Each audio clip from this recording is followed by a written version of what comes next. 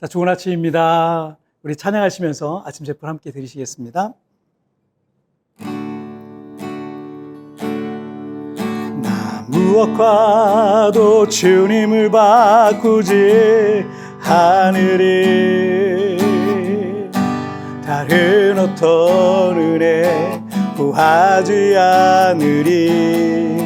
오직 주님만이 내 삶의 도움이시니 주의 얼굴 보기 원합니다.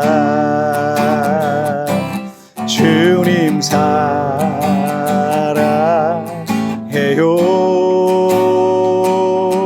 온 마음과 정성 다해 하나님의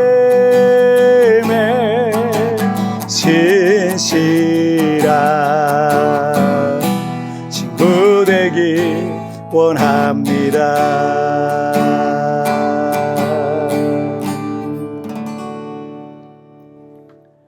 자, 우리 같이 기도하시면서 아침 제풀 같이 드리도록 하겠습니다. 하나님 아버지 감사합니다. 오늘도 우리에게 귀한 이 시간을 주셔서 말씀을 듣고 또 하나님 앞에 기도하고 또 하나님 앞에 찬양하고 이런 예배 시간을 나에게 주셔서 정말 감사합니다. 이 예배 시간을 귀히 여기고 우리의 삶의 모든 순간들이 하나님을 예배하는 예배자의 삶을 살아갈 수 있도록 도와주옵소서. 오늘도 주의 말씀의 날을 비춰보고 오늘 하루도 주님 앞에 있기를 원하며 예수님의 이름으로 기도하옵나이다. 아멘. 오늘 우리에게 주신 하나님의 말씀은 여호수아 5장 1절부터 5절까지의 말씀 제가 봉독해 올리도록 하겠습니다. 요단 서쪽의 아모리 사람의 모든 왕들과 해변의 가나안 사람의 모든 왕들이 여호와께서 요단물을 이스라엘 자손들 앞에서 말리시고 우리를 건너가게 하셨음을 듣고 마음이 녹았고 이스라엘 자손들 때문에 정신을 잃었더라. 그때 여호와께서 여호수아에게 이르시되 너는 부싯돌로 칼을 만들어 이스라엘 자손들에게 다시 할례를 행하라 하시매 여호수아가 부싯돌로 칼을 만들어 할례산에서 이스라엘 자손들에게 할례를 행하니라. 여호수아가 할례를 시행한 까닭은 이것이니 애굽에서 나온 모든 백성 중 남자 곧 모든 군사는 애굽에서 나온 후 광야 길에서 죽었는데 그 나온 백성은 다 할례를 받았으나 다만 애굽에서 나온 후 광야 길에서 난 자는 할례를 받지 못하였음이라. 아멘. 그러니까 미국의 작가인 로버트 잉거솔의 말이었지만 아브라함 링컨 대통령의 말로 더 유명한 말이 하나 있는데 한 사람의 인격을 시험해 보려면 그에게 권력을 줘라 라는 말이 있습니다. 그런데 영국의 역사가인 토마스 칼라일은 역경은 종종 인간을 힘들게 한다. 하지만 시련을 견딜 수 있는 사람이 100명 있다면 성공을 견딜 수 있는 사람은 한 명뿐이다 라는 말을 했습니다.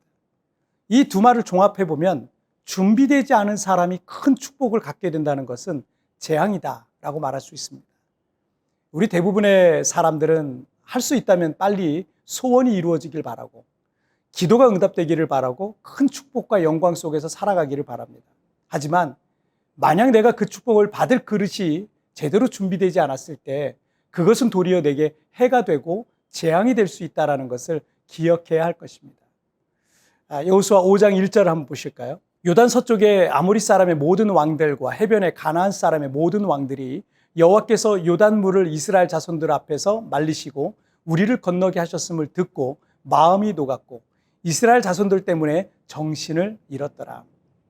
지도자 여호수아와 함께 이스라엘 온 백성들은 이 초자연적인 방법으로 강물이 범람하던 요단강을 건넜습니다. 여호와의 법궤와 또 여호수아 군대 앞에서 요단강물은 멈춰섰고 이스라엘은 무사히 강을 건넜고 그 후 요단강은 강둑이 넘치도록 다시 흘렀습니다. 이 모습을 멀리서 지켜보던 이 가나안 땅의 모든 족속들과 왕들이 공포에 떨기 시작했던 겁니다. 이스라엘은 이 가나안 정복 전쟁의 기선을 먼저 제압했습니다. 여호수아 군대 앞에 모든 가나안 군대는 전의를 상실한 거죠. 그러면 기선 제압한 여호수아 군대는 큰 힘 들이지 않고도 이 전쟁에서 충분히 승리할 수 있는 기회가 생긴 거예요. 자, 그런데 여러분 2절을 한번 보실까요? 그때 여호와께서 여호수아에게 이르시되 너는 부싯돌로 칼을 만들어 이스라엘 자손들에게 다시 할례를 행하라 하시매. 요단강이 멈춰서는 이 초자연적인 기적을 앞세워서 기선을 제압한 이스라엘은 적에게 전열을 가다듬을 틈을 주지 말고 바로 진격해야 할 타이밍에 하나님께서 갑자기 이스라엘 자손들에게 할례를 행하라 라고 이렇게 명령하시고 있는 겁니다. 그 이유를 이 4절과 5절 말씀을 한번 보실까요?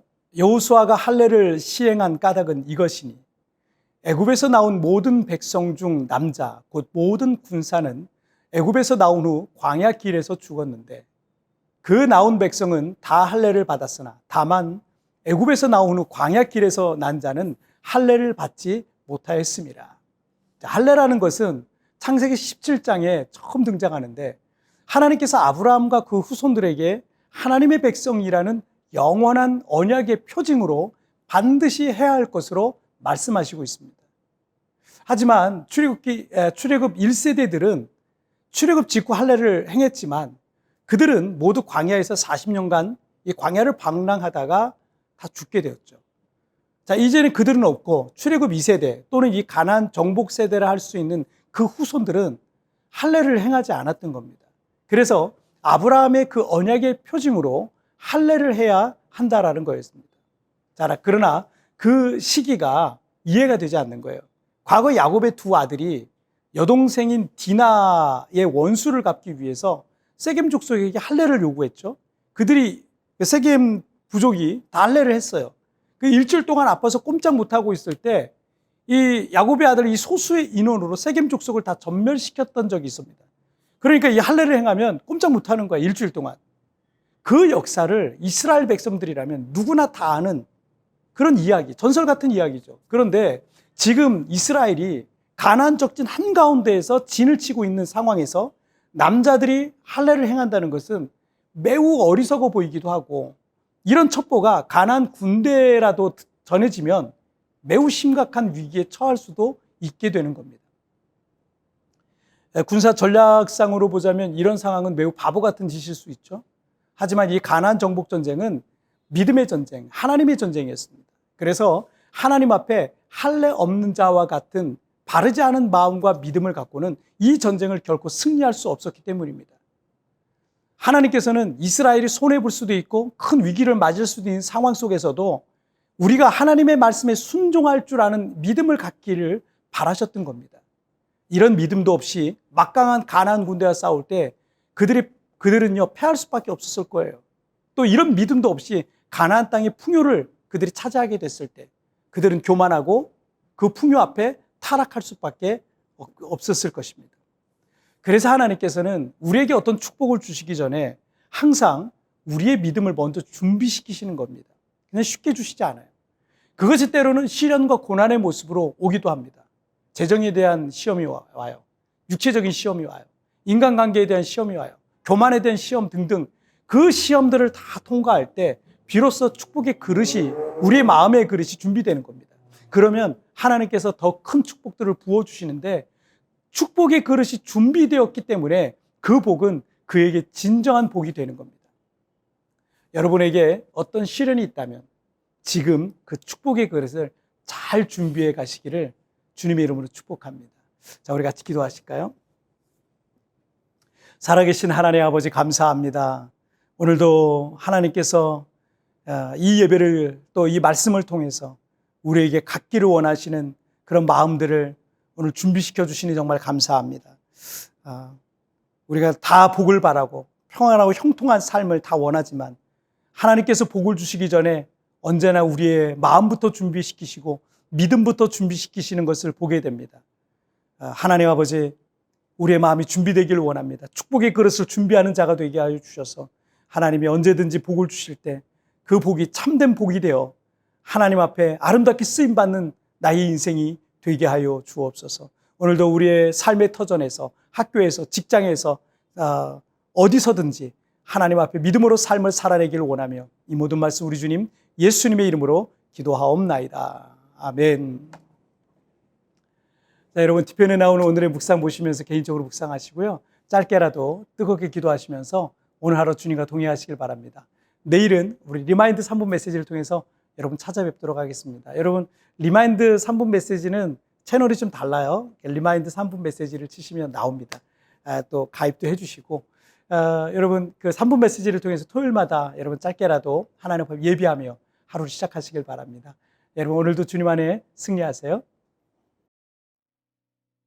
그래서 하나님께서는 우리에게 어떤 축복을 주시기 전에 항상 우리의 믿음을 먼저 준비시키는 것입니다.